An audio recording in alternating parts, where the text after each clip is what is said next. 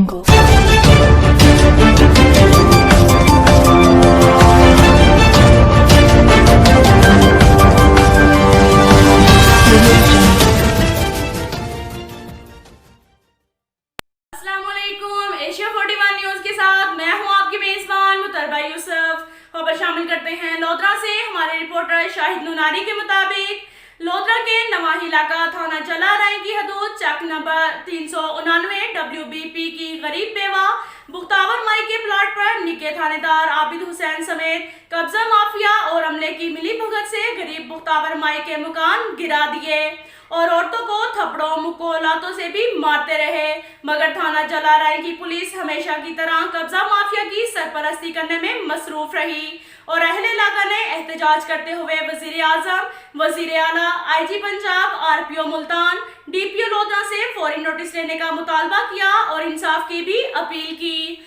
अब तक के लिए इतना ही काफी है। मिलते हैं अगले बुलेटिन में। हमारे